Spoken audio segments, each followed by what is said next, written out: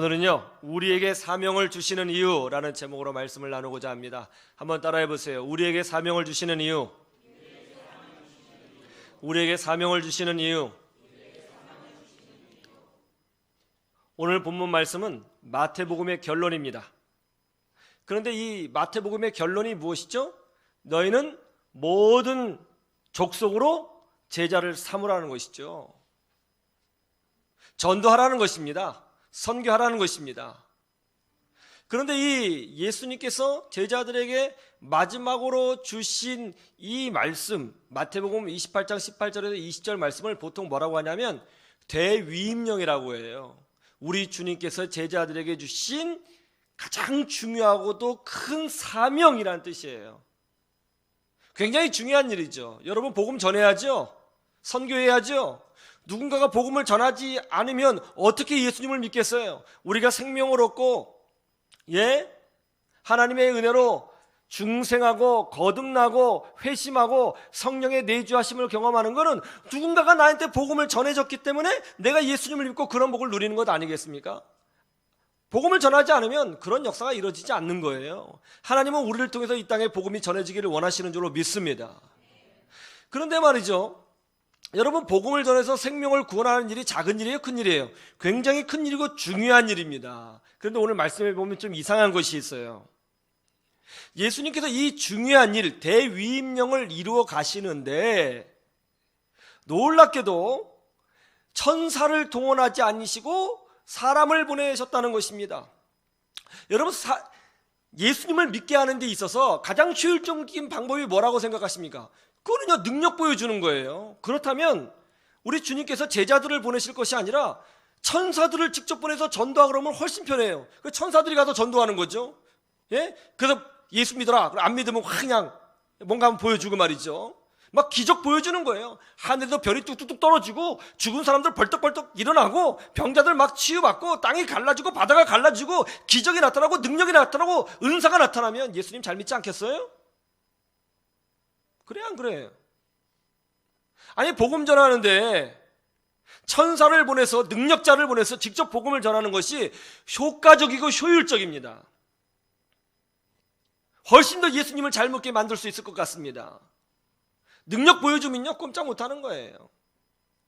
갑자기 천사들이 가서 복음 전하는데 아주 찬란한 광채로 나타나서는 하늘에 막 빛으로 십자가를 쫙쫙쫙쫙 긋고, 안 믿으면 또 지역을 탁탁탁탁 보여주면서 이렇게 된다, 이렇게 하면 무서워서라도 교회 나올걸요.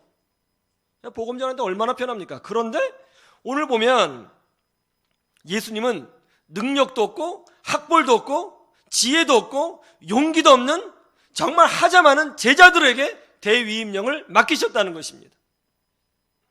아니, 천사들을 직접 보내서 복음을 전하시는 것이 훨씬 더 효과적이고, 아니면 하나님께서 직접 복음을 전하시는 것이 훨씬 더 효율적일 텐데 왜 능력도 없고 겁쟁이고 시골 촌뚝이고 지혜도 부족한 그런 어리숙한 제자들을 불러서 이 대위임령을 맡기셨을까요?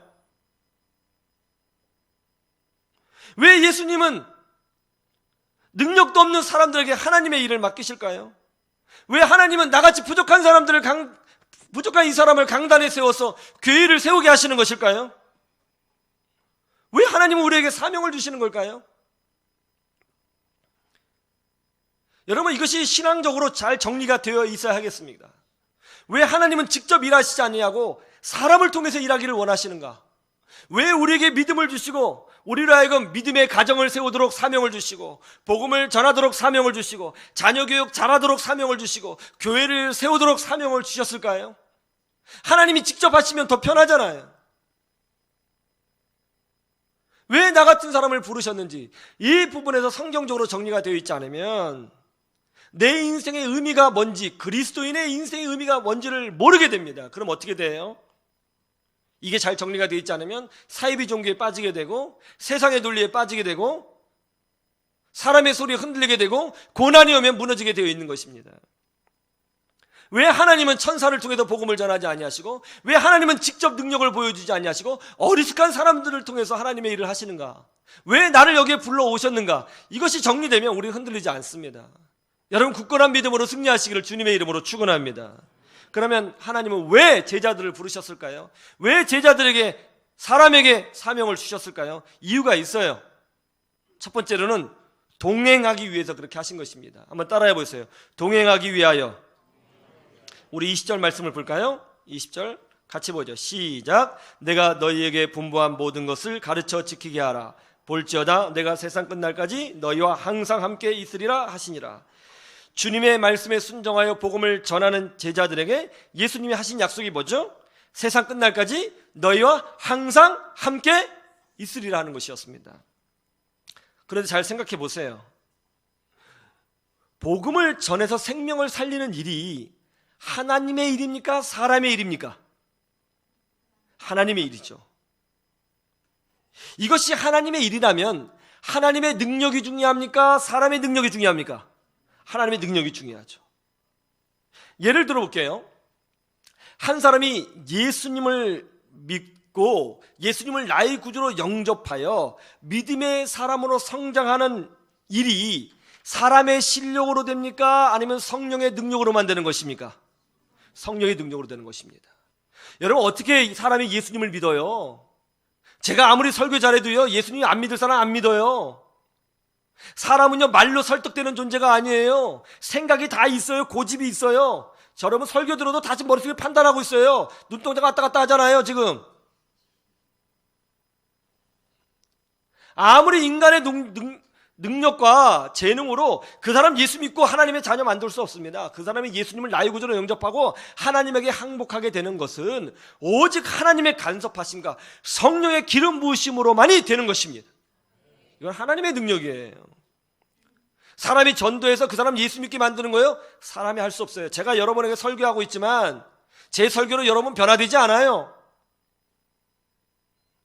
제가 교회를 이끌어가고 있지만 제 실력으로 교회 부흥하지 않아요. 하나님께서 역사해 주셔야 되고 하나님께서 일을 하셔야 그 사람이 변화되고 생각이 바뀌고 능력을 체험하게 되는 거예요. 한 사람이 불신자가 예수 믿고 성령의 사람으로 되는 것, 사람의 힘으로 되지 않습니다. 하나님의 능력으로만 되는 줄로 믿습니다. 그러면 사람이 하는 것이 뭐예요? 사실 사람이 하는 건 하나도 없어요. 할 수 있는 것이 없어요. 객관적으로 놓고 보면 다 하나님께서 하시는 거예요. 그러면 사람이 하는 것이 하나도 없는데 왜 하나님께서는 제자들에게 복음을 전하라는 사명을 주셨을까요?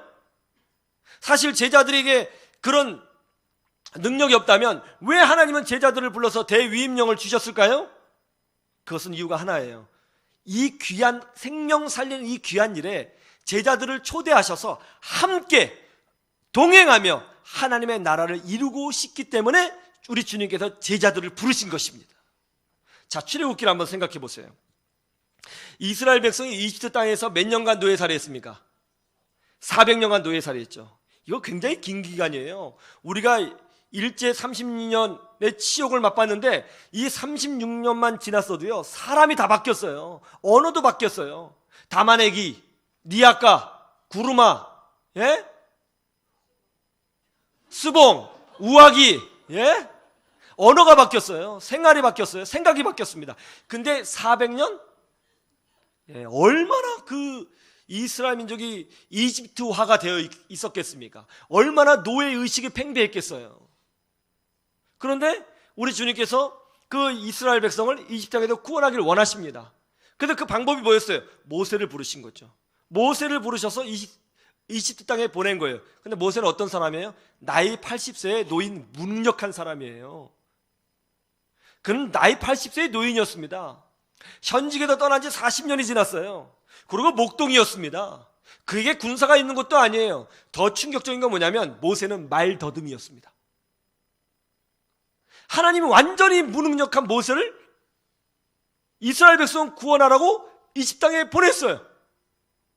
모세가 순종해서 갔어요. 모세가 이스라엘 백성을 구원하는데 하는 일이 뭐였죠? 하는 일이 하나도 없었어요. 모세가 한 건 이거밖에 없어요. 성경 읽어보면 손 올리고 내리고 손 올리고 내리고. 예? 모세가 손 올리면 하늘에서 구박이 떨어졌고, 모세가 손 올리면 예? 나일강에서 개구리가 올라왔고, 모세가 손 올리면 예? 이집트에 재앙이 내렸어요. 모세가 지팡이만 들면 나일강이 피로 변했어요. 모세가 한 건 하나도 없어요.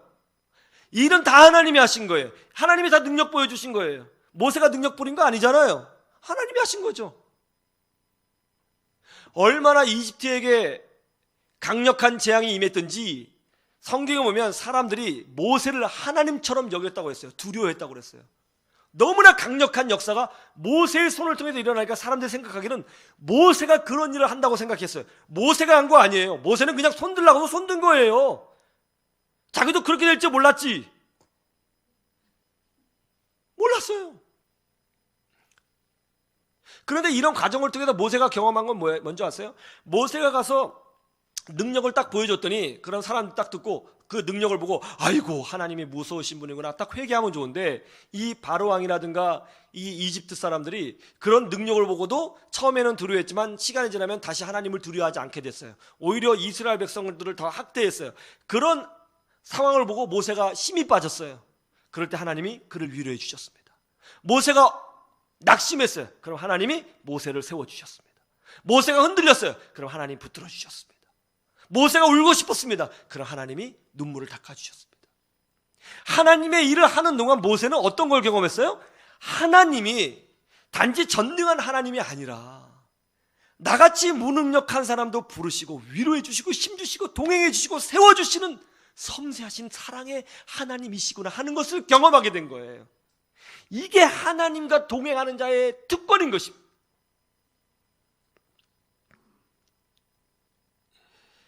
모세는 이런 걸 통해서, 이런 사명을 통해서 하나님을 알아갔고 하나님과 동행하는 기쁨이 뭔지를 체험하게 된 거죠. 우리는 하나님께서 우리에게 주신 사명들이 있음을 우리는 압니다. 제가 전에 말씀드린 것처럼 가정을 복음화해야 될 사명이 있죠. 자녀들 믿음의 자녀로 키울 사명이 있죠. 교회를 복되게 세워야 될 사명이 있죠. 전도해야 할 사명이 있죠. 믿음을 지켜야 될 사명이 있죠. 사명이 있어요. 그런데 이런 사명을 행하는 데 있어서, 이런 헌신과 봉사를 하는 데서 중요한 게 뭐냐면 내가 능력자가 되지 않는 거예요.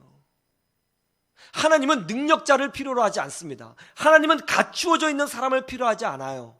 하나님이 일을 다 하실 거예요. 하나님이 완성하실 거예요. 하나님이 뭔가 보여주실 거예요. 하나님이 필요한 것은 능력자도 아니고 갖추어져 있는 사람도 아니고 부자도 아니고 똑똑한 사람이 아니고 기도하는 사람이에요. 은혜를 구하는 사람이에요. 감사하는 사람이에요.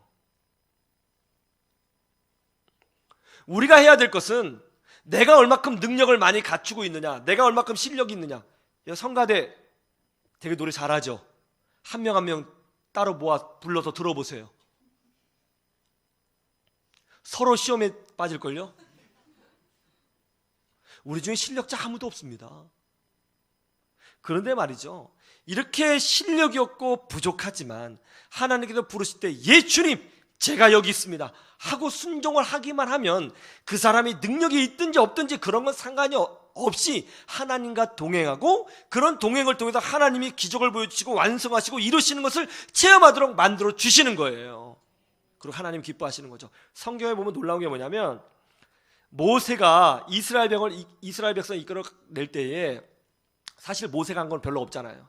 근데 하나님이 모세를 향해서 뭐라고 하셨는지 알아요? 내가 너를 통하여 이스라엘을 구원했다. 너 모세를 높여주세요. 이게 하나님입니다. 우리는 하나님이 내게 사명을 주시고 내게 어떤 헌신을 요구하실 때에 그것이 짐이 아니라 사실은 하나님과 동행하는 최고의 기회라는 것을 알으셔야 되는 것입니다. 내가 능력이 없다고 해서 절망할 필요도 없고요, 내가 갖춰지지 않았다고 해서 낙심할 필요도 없어요. 주님하고 동행하기만 하면 하나님이 이루시고 완성하시고 부어주시는 것을 경험하게 되는 줄로 믿으시기를 주님의 이름으로 축원합니다. 닐 폴슨이라는 사람도 그런 사람이었어요. 지금 평창 동계올림픽 때문에 가려지긴 했지만 닐 폴슨이라고 하는 사람이 이번 미국 미식 축구 슈퍼볼 MVP가 되었습니다. 이 사람 이야기가 이슈가 되는 이유가 있어요. 이 닐 폴슨이라는 사람은 만년 후보 선수였거든요. 주전 선수로 경기를 제대로 뛰어보지 못한 사람인데 슈퍼볼에 진출했고 MVP가 됐어요. 이게 기적 같은 이야기예요. 이분이 학교를 졸업하고 2012년에 이제 그 이글스라고 하는 팀에 들어갔습니다. 근데 실력이 너무나 부족해요. 잘 못하는 거예요. 후보가 됐습니다. 경기를 제대로 뛰지 못했어요. 만년 후보였고요. 후보 중에서도 제일 못했어요. 그래서 2015년에 방출됐습니다. 그래서 다른 팀에 들어가려고 이력서를 냈는데 받아주지 않는 거죠. 제일 하위 못하는 팀에서 후보 선수로 받아줬습니다. 근데 제일 못하는 팀에 들어갔는데 거기서 후보 중에 또 못해가지고 또 방출됐어요. 갈 데가 없었습니다. 낙심에 빠졌죠. 그때 닉 폴스가 하나님 앞에 기도했다고 그러죠. 하나님, 저 이거 그만두고 싶습니다. 저는 재능이 없는가 봅니다. 하나님, 왜 저 같은 사람에게 미식축구를 하게 하셔서 인생의 쓴맛을 맛보게 하시는 겁니까? 저는 이거 그만두고 다른 일을 하겠습니다. 그렇게 기도하는데 하나님께서 음성을 주셨어요. 네가 너 미식축구 하는 거 그거 네 일이니 하나님의 일이니? 너 네 일이라고 생각했지? 아니야, 그거 내 일이다. 그거 하나님의 일이다. 내가 네 일을 그 미식축구를 통해서 나의 영광을 보여주리라. 너는 가서 그냥 순종하고 뛰기만 해라. 내가 일을 다 하겠다. 그렇게 말씀을 주신 거예요. 이분이 용기를 얻었어요. 그래서 막 찾아다니는데 원래 자기를 불러줬던 이글스 팀에서 다시 후보 선수로 오라고 했습니다. 그래서 이제 후보 선수가 됐는데요. 뭐 운동을 할 기회가 없는 거죠. 경기에 뛸 기회가 없는데 이글스 팀의 쿼터백인 주전 선수가 경기 중에 크게 부상을 당했어요. 그래서 대체 선수를 찾으려고 하는데 대체 선수가 보이지 않아요. 어쩔 수 없이 몇 게임 정도 뛰라고 닉 폴슨이라는 사람을 이제 후보 선수로 올린 거죠. 네가 대신 뛰어봐. 그런데 이게 웬일이에요? 대체 선수로 뛰었는데 날아다니기 시작하는 거예요. 감독이 깜짝 놀랐죠. 아니, 무슨 일이야? 산삼을 깍두기로 해먹었어? 어떻게 이렇게 변한 거야? 오늘 컨디션이 좋네. 다음 경기 한번 뛰어봐. 다음 경기는요, 날아다니는 정도가 아니라 우주를 돌아다녔어요. 완전히 변했죠. 계속 경기를 했어요. 이 닉 폴스 때문에요, 이 이글스 팀이 슈퍼볼에 진출했고요. 이 닉 폴스 때문에 그 이글스가 우승을 했고요. 이 사람이 MVP가 된 거예요. 근데 놀라운 거는 뭐냐면 이 닉 폴스라는 분이 만년 후보 선수로 있었잖아요. 그러니까 후보 선수는 시간이 많아요, 적어요? 시간이 많죠. 시간이 많으니까 내가 앞으로 미식축구를 그만두면 뭘 할까 고민하다가 내가 목회자가 되겠다, 하나님의 콜링이 있다 싶어서 야간에 신학대학교를 다녔어요.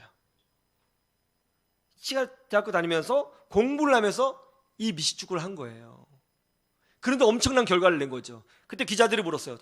축하합니다. 어떻게 된 일입니까? 근데 이분이 깜짝 놀라서 하는 말이 뭐냐면, 저도 모르겠어요. 제가 한 게 없어요. 하나님이 하신 거예요. 그렇게 고백을 했다고 그러죠. 이것이 우리의 고백이 될 줄로 믿습니다. 하나님이 부르시면요, 하나님이 하시는 거예요. 여러분, 지구는 사람이 돌리지 않고 하나님이 돌리시고요. 곡식을 익히는 건 사람이 하는 것이 아니라 하나님이 하시고요. 우리의 심장을 뛰는 건 사람의 능력과 내 지혜로 뛰는 것이 아니라 하나님이 우리의 심장을 지금도 붙들고 계시는 거예요. 하나님이 이루십니다. 동행하기만 하면 하나님의 은혜를 누리게 되는 줄로 믿으시기를 주님의 이름으로 축원합니다. 왜 하나님이 천사를 보내지 않고 사람을 보내시느냐? 두 번째는 성장시키기 위해서 그러는 거예요. 한번 따라해 보세요. 우리를 성장시키기 위하여. 예수님께서 십자가에 못 박혀 죽으실 것과 3일 만에 부활하신다는 이야기를 제자들에게 해줬을 때 제자들의 반응이 뭔지 아세요? 예수님 십자가에 못 박혀 죽으신다고 그랬더니 제자들이 난리가 났어요. 특별히 베드로가 막 화를 냈죠. 주님, 무슨 소리예요? 주님이 죽으신다니요. 절대 안 됩니다. 우리가 어떻게 주님을 따라다녔는데요? 주님 왕이 되셔야죠. 그래, 우리 한 자리씩 주셔야죠. 죽으신다니요. 절대 안 돼요. 막 그렇게 외쳤어요. 여러분, 예수님이 십자가에서 죽으셔야 우리 죄가 용서받고요, 예수님이 십자가에 죽으셔야 우리가 생명을 얻고요, 예수님이 십자가에서 죽으셔야 하나님 나라가 완성되는 거예요. 할렐루야. 근데 제자들은요, 그 십자가의 의미를 몰랐어요. 오히려 예수님의 길에 걸림돌이 되었습니다. 예수님이 베드로에게 뭐라고 그랬습니까? 사단아, 물러가라. 너는 나를 넘어지게 하는 자로다. 네가 하나님의 일을 생각하지 않냐고 사람의 일을 생각하는도다. 그런 소리를 들었죠. 제자들이 배를 타고 갈릴리 바다를 건너가고 있었습니다. 밤이었습니다. 풍랑이 일었어요. 그때 예수님께서 물 위를 걸어오셨습니다. 그러자 제자들이 예수님을 보고 뭐라고 그랬어요? 유령이다 그랬어요. 이것이 바로 제자들의 영성이었습니다. 아주 형편없었죠. 심지어는요, 예수님하고 길을 걸어가는데 제자들이 뒤에서 걔도 막 뛰어뛰어 싸우는 거예요. 막 싸우고 머리끼리 당기고 그러는 거예요. 주님이 물어봤어요. 뭐 때문에 싸우냐? 그랬더니 뭐라고 하니? 서열 논쟁하고 있는 거예요. 누가 더 높냐? 누가 더 높냐? 그러니까 막판에 뭐예요? 우리나라도 서열 논쟁 중요하죠. 누가 더 높냐? 예? 우리나라 사람 뭐 많이 합니까? 서열에 딸리면 너 몇 살이야? 이거죠. 그죠? 서열 논쟁하고 있어요. 주님께서 지금 고난의 길을 가고 있는데 제자들은 서열 논쟁하고 있어요. 이게 제자들의 수준이었습니다.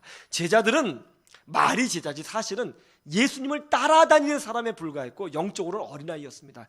그랬던 그들이 마태복음 28장 18절에서 20절에 이 주님의 사명을 받은 후 완전히 바뀌었습니다.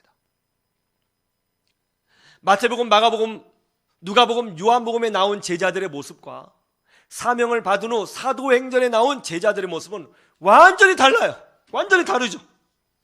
어떻습니까? 그렇게 연약했던 제자들이 죽음을 두려워하지 않고 복음을 전하고 교회에 문제가 있으면 그 문제를 해결하기 위해서 조직을 체계적으로 세우고 또 영적으로 문제가 있으면 모여서 회의를 해서 영적인 문제를 해결해 나가고 초대교회를 건강하게 세워나가는 정말 복음서에서 볼 수 없었던 아주 탁월하고 능력 있는 제자들의 모습으로 성장한 것을 사도행전을 통해서 우리는 볼 수 있습니다. 제자들은 완전히 바뀌었어요. 이 바뀐 이유가 뭐라고요? 사명 때문에 그런 거예요. 사람들은 일을 통해서 성장합니다. 사람들은 책임감을 통해서 성장하는 거예요. 저희 집사람이 25살 때 애를 낳습니다. 어린 나이에 애를 낳죠. 그런데 어린 나이에 애를 낳지만 제가 그때 기억하는 게 뭐냐면 누구한테 배운 것도 아닌데 너무나도 놀랍게 엄마로서의 역할을 잘하더라고요. 기저귀도 잘 갈고 목욕도 잘 시키고 애가 울면 울지 않도록 하고 잠도 잘 재우고 너무너무 잘 키워요. 결혼 전에 그녀가 아니에요. 너무 대견하더라고요. 정말 어머니의 모습이었습니다. 교회에서 35살 된 누나가 있었는데 미혼인 줄로 믿으시기를 바랍니다. 결혼 못한 분이 있었어요. 근데 이분이 이제 어느 날 우리 집에 놀러 왔는데 우리 아내가 막 이제 애 돌보고 막 기저귀 갈고 막 그런 거 보면서 하는 말이 뭐냐면 너무 잘한다고 어떻게 이렇게 하냐고 자기는 못할 것 같다고 기저귀를 어떻게 똥 묻은 거 어떻게 만지냐고 정말 대단하다고 그러더라고요. 25살의 여자와 35살의 여자의 차이였습니다. 여러분 나이가 많다고 어른 되는 거 아니에요. 세월이 간다고 저절로 성장하는 거 아닙니다. 책임감이 있을 때 사명이 있을 때 자라고 성장하고 커지는 거예요. 왜 하나님께서 우리에게 책임감을 주시고 사명을 주시는가? 우리를 성장시키기 위해서 그런 거고요. 큰 그릇으로 만들기 위해서 그런 거예요. 우리 교회 주일학교에도요 21살짜리 22살, 23살 된 어린 청년 교사들이 있거든요. 되게 어리잖아요. 21살, 22살. 그런데 그 어린 아이들이 교사가 되면 어떤 일이 벌어지냐면 자기 친동생도 아닌데 그 어린아이를 위해서 알바해서 자기 주머니를 털어서 먹을 거 사주고요. 그 애들을 위해서 눈물을 흘리면서 기도하고요. 그 아이들을 위해서 새벽같이 교회에 나오고요. 그 아이들 돌보겠다고 밤늦게까지 돌아다녀요. 책임감이 있기 때문에 그렇게 하는 거예요. 그게 사람을 키워요. 그게 사람을 넓게 만들고 견고하게 만들고 깊게 만드는 거예요. 하나님은 우리가 큰 그릇이 되기를 원하시는 줄로 믿으시기를 주님의 이름으로 축원합니다. 그릇만큼 채워주시는 거죠. 그래서 하나님은 사실은 하나님이 다 이루실 건데 사실은 하나님이 더 하시는 게 더 편하고 더 효율적인데 그럼에도 불구하고 우리에게 일거리를 주시고 사명을 주시고 책임감을 주시고 갈 길을 보여주셔서 우리를 하여금 그걸 놓고 고민하게 하시고 기도하게 하시고 애를 쓰게 하심으로 키우시고 넓히시고 깊게 만드시고 견고하게 하시고 자라게 하여 주시는 것입니다. 그리고 큰 그릇이 된 만큼 우리 주님께서 복을 주시는 것을 경험하게 되는 거죠. 여러분 하나님과 동행하는 복된 인생들이 되시기를 주님의 이름으로 축원합니다. 세 번째, 왜 주님은 우리 사람에게 사명을 주시느냐? 그 이유는 뭐냐면 복을 주기 위해서 그런 거예요. 한번 따라해 보세요. 복을 주시기 위하여. 이번 평창 동계올림픽 때에 러시아가 공식적으로 참가하지 못하게 되었죠. 그래서 러시아 선수들은 개인의 자격으로 평창 올림픽에 참가했습니다. 그래도 많은 러시아 선수들이 이 올림픽에 참여하지 못했습니다. 그러자 어떤 일이 벌어진지 아세요? 러시아 정부에서 자국 선수들을 위로하겠다고 올 4월 달에 러시아 안에서 국제 경기를 열겠답니다. 그래서 러시아 선수들에게 이제 위로하고 그들이 자기 기량을 펼칠 수 있도록 기회를 제공하겠다고 한 것이죠. 하나님이 우리에게 사명을 주시고 해야 할 일을 주시는 이유는 뭔가? 하나님이 하시면 다 되는데 왜 우리를 부르시는가? 우리에게 상급을 주기 위해서 그렇게 하시는 것입니다. 러시아 정부가 그냥 이유도 없이 선수들에게 금메달 줄 수 있는 건 아니잖아요. 이유도 없이 상금 줄 수 있는 건 아니잖아요. 뭔가 빌미가 있어야 그것을 통해서 그 자국 선수들을 위로하고 축복하고 그 보상해주고 금메달 주고 할 수 있는 것 아니에요? 왜 우리에게 사명을 주시는가? 그걸 빌미로 우리를 축복하시고 잘했다 칭찬하시고 복 주시고 그의 자녀들을 축복하기 위해서 빌미를 주기 위해서 우리에게 일거리를 주시는 거죠. 설날이죠, 이번 주가. 그죠? 설날 아니에요? 여기 정신줄이 이게 끊어진 것 같아요. 이번 주 설날이잖아요. 이 설날에 애들이 제일 좋아하죠. 애들이 왜 좋아해요? 돈 할 때 이렇게 하지 말라고 그랬어요. 항상 크게 놀라고 그랬죠. 세뱃돈이 중요하죠. 설날은 원래 세뱃돈 주는 날이에요.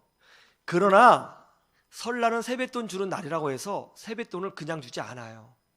반드시 세배해야 주는 거예요. 그래야 안 그래요? 무조건 해야 돼요. 세배를 이쁘게 하든 못하게 하든 뒤집어져서 하든 뒤통수를 하든 넘어지든 해야 주는 거예요. 사실은 세뱃돈을 줄 거예요.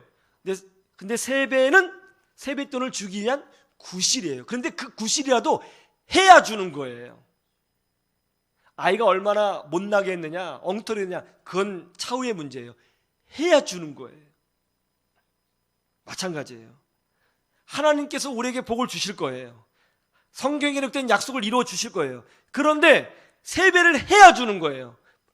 하나님의 부르심에 순종해야 주는 거예요. 그것을 잘하든 못하든 능력이 있든 없든 그건 부차적인 얘기예요. 하나님의 부르심에 응답해야 되는 거예요. 이게 첫 번째예요. 우리가 하나님의 부르심에 기꺼이 순종하면 그게 구실이 되어 그의 자녀들을 복주시고, 그게 구실이 되어 우리를 칭찬하시고, 그게 구실이 되어 우리에게 주의 복을 부어 주시는 것입니다. 그래서 우리는 하나님께서 주신 사명을 만날 때 사실은 기뻐해야 돼요. 찬스가 온 거거든요. 아이들이 세배할 때 기뻐해요, 안 기뻐해요? 엄청 기뻐하죠. 우리 아이들도요, 어떻게 기뻐서 어쩔 줄을 몰라요, 그리고 자꾸 제 손만 봐요. 색깔이 뭔지. 색깔이 뭔지. 좀 색깔이 약간 붉은 계통이면 얼굴이 막 굳어지고, 이제 초록색이면 조금 밝아지는데, 노란색이면 애들이 자기네끼리 세배를 어떻게 해야 되니, 더 잘해야 되느니 인터넷 찾아보고 그러더라고요. 못해도 똑같은 거 나가요. 기뻐하죠. 하나님 내게 사명을 맡겨주셨죠. 해야 할 일을 주셨죠. 기뻐하셔야죠. 기뻐하셔야죠. 카스너라고 하는 독일 청년이 있었습니다. 이 청년이 독일의 명문 대학인 하이델베르크 대학을 졸업하고 목사님이 되었습니다. 그때 독일은 동독과 서독으로 나뉘어지게 되었습니다. 동독에 있는 사람들이 앞다투어 서독으로 탈출을 했습니다. 특별히 이제 공산주의가 동독을 지배하게 되면 동독 안에 교회가 사라지게 될 것이고 신앙생활을 제대로 할 수 없다는 이야기 때문에 많은 그리스도인들이 동독을 버리고 서독으로 넘어왔습니다. 카스너라고 하는 이 목사님이, 젊은 목사님이 자기 조국인 같은 동포인 동독을 위해서 기도하던 중에 하나님의 음성을 듣게 됩니다. 사랑하는 아들아, 사람들은 지금 동독을 빠져나오고 있는데 모든 그리스도인들이 빠져나오면 누가 그 땅에 복음을 전하겠느냐? 너는 역으로 동독으로 들어가서 복음을 전해라. 남들 다 동독 무섭다고 나오는데 하나님께서 이분에게 동독에 들어가라는 거예요. 그래서 아내를, 그때 마침 아이가 태어났거든요. 몇 달 동안 아내를 설득해서 동독에 들어갑니다. 동독에 들어갈 때 딸이 하나 있었는데 100일이 안 됐어요. 그 100일이 안 된 아이를 안고 동독으로 들어가서 복음을 전하게 되었습니다. 쉬운 일이 아니었죠. 복음을 전한다는 이유로 고난을 많이 당했습니다. 경제적으로 아주 어렵게 살았습니다. 제대로 선교 활동을 하기가 힘들었습니다. 가정들, 자녀들도 고통을 당했습니다.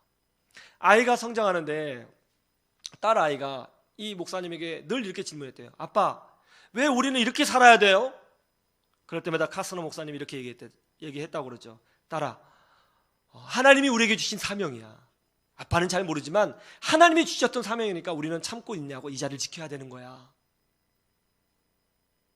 딸은 그렇게 하나님 말씀에 순종하는 아빠가 너무나 위대해 보였지만 한편으로는 어렵게 사는 아빠가 너무나 불쌍해 보였습니다. 그래서 자기가 아빠를 위로하기 위해서 열심히 공부를 했어요. 그리고 공산당원 활동도 열심히 했어요. 그래서 학교를 졸업할 때는 초등학교, 중학교, 고등학교 전부 수석으로 졸업하게 되었습니다. 하나님의 사명에 순종한 카스너, 그리고 아빠를 사랑한 딸, 이 딸이 바로 독일의 메르켈 총리입니다. 그녀는 독일 역사상 4번이나 연임한 총리가 되었고 독일 경제를 세계 중심에 세우는 총리가 되었으며 특별히 독일 사람들이 가장 존경하는 그리스도인으로서 첫 번째로 꼽히는 여성이 되었습니다. 카스너 목사님의 그 선한 순종을 통해서 우리 하나님이 그걸 보시고 그 자녀들을 축복해 주신 줄로 믿습니다. 왜 하나님이 우리에게 사명을 주실까? 우리와 동행하시고 우리를 성장시키시고 우리에게 복을 주시기 위해서 사명을 주시고 헌신한 길을 주시고 봉사할 자리를 주시고 어떤 헌신을 요구하시는 것입니다. 우리는 부족해도 하나님이 다 이루어 주실 것입니다. 그러므로 낙심하지 말고 믿음으로 전진하면 되는 것입니다. 내가 능력이 없고 실력이 없어도 믿음으로 순종하면 됩니다. 할 수 있다, 해보자, 하면 된다, 이런 믿음으로 전진하면 되는 것입니다. 그리고 그 믿음으로 하나님의 부르심에 감사하며 하나님과 동행하고자 하면 하나님 때문에 더 깊은 은혜를 체험하게 되고 하나님 때문에 감동하게 되고 하나님 때문에 눈물을 흘리게 되고 하나님 때문에 승리를 경험하게 되고 하나님 때문에 이 세상 속에서 잘 살았다 외칠 수밖에 없는 복된 인생으로 세워지게 되는 것입니다. 이런 하나님 경험하시는 여러분 다 되시기를 주님의 이름으로 축원합니다. 축원합니다.